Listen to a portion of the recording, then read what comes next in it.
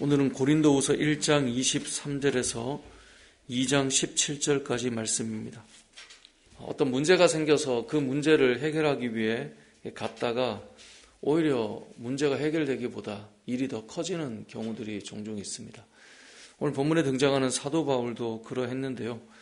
고린도 교회에 문제가 있다는 말과 함께 또 사도 바울에 대한 부정적인 말들이 있음을 바울이 알고 급하게 고린도 교회로 갔었는데 그게 생각처럼 잘 해결이 되지 않았습니다.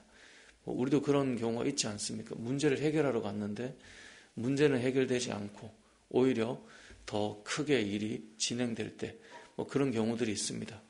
사도 바울도 그런 경우가 있으니 우리에게도 그런 경우가 없다 할 수 있겠습니까? 다 그런 일들이 있을 수 있는데 그러다 보니 바울이 고린도 교회로 지금 다시 가기로 약속은 했는데 다시 가는 게 맞나? 이제 그런 생각이 들었던 것입니다.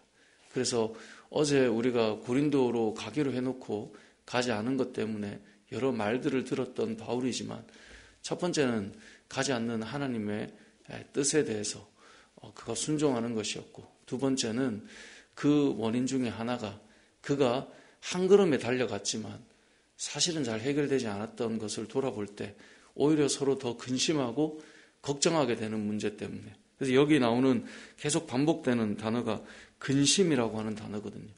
해결하러 갔는데 이게 더 근심이 되는 거예요. 또 괜찮았던 사람까지 그 상황이 근심하게 되는 것이죠. 그래서 내가 이렇게 가면 안 되겠구나 그렇게 생각을 한 겁니다. 그래서 2장 1절에 내가 다시는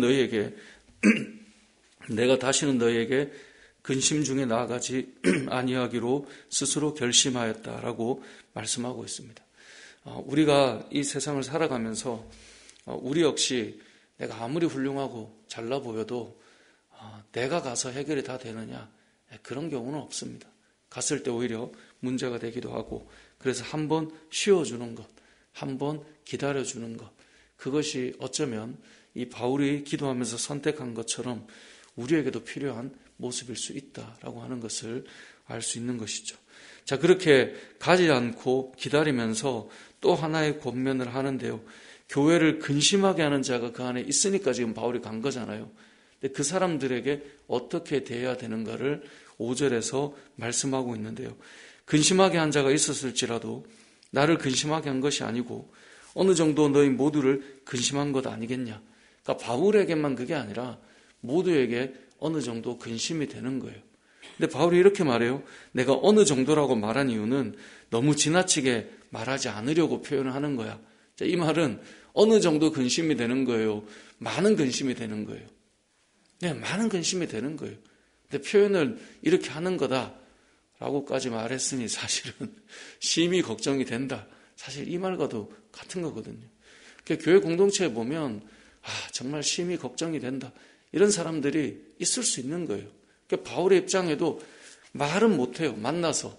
내가 그런 표현은 못하지만 내가 이렇게 말하지만 그거 진짜 심히 걱정이 되는 거다 라고 말을 하는 겁니다. 하지만 그런 사람들에 대해서도 우리가 차라리 어떻게 하는 게 낫는가 7절에 보면 그를 용서하고 위로해 주라는 거예요.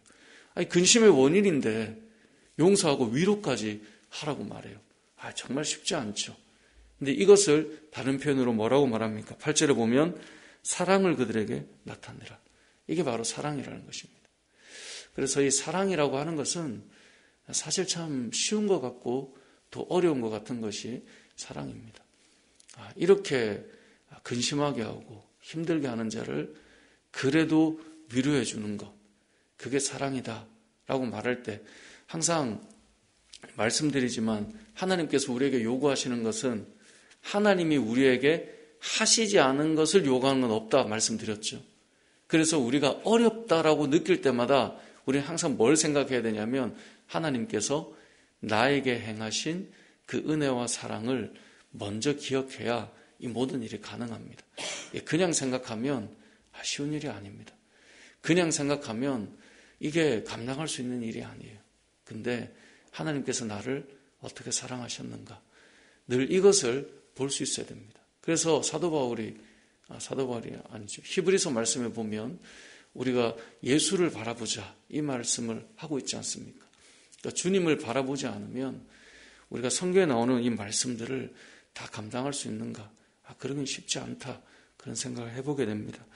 아무튼 두 번째로 우리가 기억할 것은 바울은 근심하게 하는 자, 교회를 근심하게 하는 자, 바울을 근심하게 하는 자, 그게 표현은 괜찮습니다 라고 하는 어느 정도라고 말하지만 실제로는 너무너무 힘든 그런 일들을 만드는 자, 그들을 어떻게 해야 되는가? 용서하고 위로할 수 있어야 된다라고 성경은 말씀하고 있는 것입니다.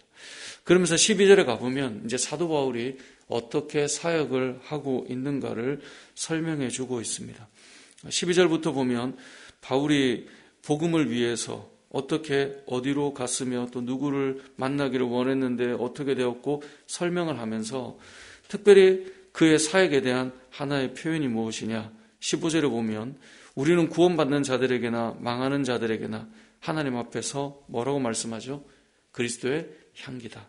네, 그래서 바울은 이 복음을 전하는 이 사도뿐만 아니라 믿음의 사람들은 그리스도의 향기와 같다라고 하는 사실을 우리에게 알려줍니다.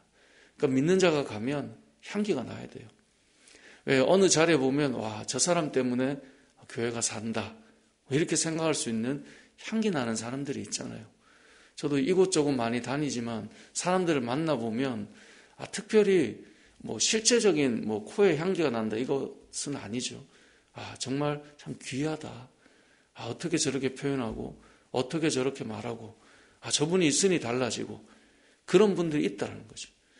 교회를 개척해 보면 그런 이제 고백들을 우리 성도님들이 하지 않습니까? 좋은 분을 만났으면 좋겠다. 좋은 분이 오면 좋겠다.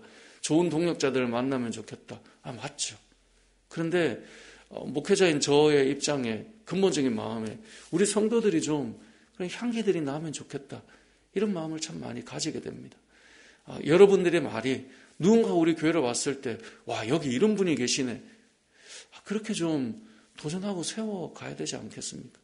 어떤 분이 교회에 왔는데 너무 좋은 분이 왔네요 목사님. 너무 감사한 일이죠.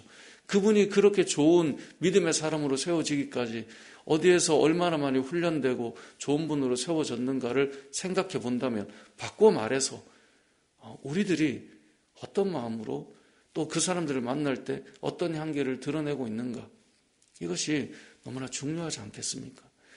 저와 여러분들이 그렇게 좀 잘 세워져 갔으면 좋겠습니다. 누군가가 우리를 만났을 때 정말 좋은 공동체입니다. 정말 좋은 분들이 이렇게 계시는 교회군요. 저는 여기에 정착하고 싶습니다. 그러한 그리스도의 향기가 나타나야 된다는 거예요. 근데 그 반대 사람도 있어요. 17절에 보면 우리는 수많은 사람들처럼 하나님의 말씀을 혼잡하게 하지 아니하고 라고 되어 있어요. 자, 생명의 냄새가 나고 그리스도의 향기가 나는 사람들이 있다면 반대로 수많은 사람들, 오히려 많은 사람들이 그 반대인 것 같죠. 하나님의 말씀을 혼잡하게 한다라고 되어 있어요. 그래서 혼잡하다라고 하는 이 헬라어는 카펠리오라고 하는 단어인데요. 이게 무슨 단어의 뜻이냐면 계산할 때, 물건을 팔 때 사용하는 단어예요. 그래서 계산한다 이런 말이에요. 그러니까 신앙생활을 하면서 하나님 앞에서 계산을 하는 사람, 말씀을 계산하는 사람이에요. 이게 무슨 뜻이겠습니까? 우리가 말씀을 듣지만 전적인 은혜로 나가고 살아가는 사람이 있습니다. 그런데 어떤 사람들은 계산해요. 여러분, 사람도 만나보면 계산적인 사람을 만날 때 우리가 향기가 난다 그렇게 말하지 않죠. 어떤 사람을 볼 때 계산하지 않고 그가 마음을 쏟거나 헌신하거나 또 드려지거나 공동체를 위해 희생하거나 그럴 때 향기가 나죠. 이번 주일에도 다 끝이 나고 7층에서 이것저것 정리하고 늦게까지 수고하고 가시는 분들, 계산을 한다면 그렇게 할 수 없죠. 그렇게 해서 드려지고 하는 분들을 통해 교회 향기가 나는 것 아니겠습니까? 뵈면서 사실 너무나 감사하고 너무나 귀하고 교회가 그냥 서는 것은 아니잖아요. 본문에 보면 오늘 결국 우리가 기억할 수 있는 마지막 내용은 무엇입니까? 향기가 나는 사람이 있고 말씀을 계산을 하는 사람이 있다라는 겁니다. 계산하는 사람에게서 생명의 냄새가 날 수 있느냐? 결코 나지 않습니다. 여러분, 목사인 제가 여러분이 볼 때 뭔가 계속 계산하고 있는 사람 같다고 생각해 봅시다. 제가 말씀을 아무리 깔끔하고 멋지게 전하는 사람이 되어 있다 할지라도 계속 뭔가 계산해요. 여러분과 얘기할 때 보면 계속 계산적이에요. 그럴 때 여러분들이 와, 우리 목사님 말씀도 좋고 참 향기가 나 말할까요? 그렇지 않죠. 이건 모든 사람이 동일합니다. 바로 그 이야기를 하는 겁니다. 수많은 사람들처럼 하나님의 말씀을 카펠류오, 물건을 팔고 그 판 것을 가지고 이익을 얻는다라는 말인데 그렇게 계산을 해서 말씀을 그렇게 여기는 것 옳지 않죠. 그래서 하나님의 말씀을 혼잡하게 하지 아니하고 곧 순전함으로 하나님께 받은 것 같이 하나님 앞에서와 그리스도 안에서 말하며 그렇게 그리스도의 향기를 드러내며 살아가는 것, 그게 성도의 삶이다라는 것을 보여주고 있는 것입니다. 말씀을 정리해 보겠습니다. 오늘 말씀을 통해 우리는 세 가지를 기억하면 좋겠습니다. 첫 번째는 바울이 고린도 교회로 가기로 해놓고 가지 않았던 또 하나의 이유가 무엇입니까? 갔는데 그것이 선하게 작용되지 않았어요. 그렇기 때문에 이렇게 근심을 가지고 나아가는 것이 서로에게 유익하지 않구나. 그래서 한 템포 늦춘 것입니다. 두 번째로 우리가 기억할 것은 근심하게 하는 자들이 있을 때 그들을 용서하고 위로하고 사랑해 주라. 이것이 바울을 통해 하나님께서 우리에게 주시는 말씀입니다. 세 번째로 우리가 기억할 것은 그리스도의 향기가 나고 있는가. 향기는 계산을 통해 나는 것이 아닙니다. 옥합도 깨트려져야 그 옥합의 향이 흘러 넘치는 것처럼 저와 여러분의 삶이 깨트려져야 온전히 하나님 앞에서 정말 많은 사람들에게 향기가 흐르게 되는데 이 땅에 많은 지체들을 저와 여러분들이 만나고 살아가잖아요. 여러분들이 깨트려진 그 옥합처럼 그리스도의 향기가 흐르는 믿음의 삶이 되시고 저 역시 그러한 목회자로 또 살아가며 또 우리 은혜 울림교회 그러한 향기 나는 귀한 믿음의 사람들이 많이 세워지는 귀한 교회 되길 주님의 이름으로 축복합니다. 아멘.